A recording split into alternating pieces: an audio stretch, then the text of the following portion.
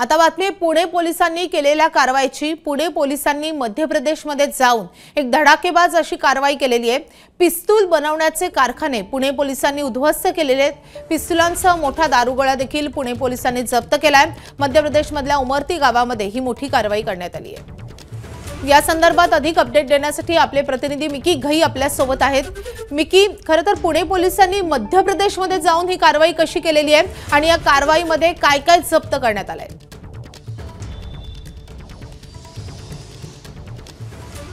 माधवी, जर आपण बघितलं तर पुण्यामध्ये गेले काही महिन्यांमध्ये ज्या पद्धतीने गुन्हेगारी वाढतीये, हातामध्ये शस्त्र घेऊन बंदुका घेऊन थेट रस्त्यांवर फायरिंग होताना दिसतीये।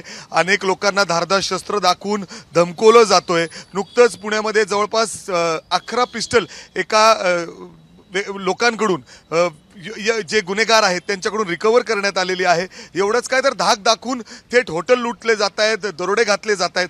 हे असे अनेक प्रकार पुणे शहरामध्ये घडत आहेत आणि याच पार्श्वभूमीवर पुणे पोलिसांची टीम थेट मध्य प्रदेश अर्थात पुण्यापासून 500 किलोमीटर लांब या गावामध्ये पोहोचली। या ठिकाणी हे जे गावठी पिस्टल्स आहेत ते त्या ठिकाणी तयार केले जातात। जर आपण बघितलं तर काल रात्री उशिरा ही पुण्याची टीम त्या ठिकाणी जवळपास 105 जण त्या ठिकाणी पोहोचली आणि त्यांनी 4 असे जे फॅक्टरीज आहेत जिथं अशा पद्धतीने गावठी पिस्टल्स तयार केले जातात त्या ठिकाणी छापेमारी केलेली आहे। त्या ठिकाणी मोठ्या प्रमाणात दारुगोळा त्या ठिकाणी पोलिसांना सापडलेला आहे आणि जे रॉ मटेरियल हे सगळे पिस्टल्स तयार करण्यासाठी लागतात ते देखील त्या ठिकाणी पोलिसांनी जप्त केलेलं आहे। एवढंच काय तर 47 लोकांना देखील पुणे पोलिसांच्या टीमनी ताब्यात घेतलेलं आहे।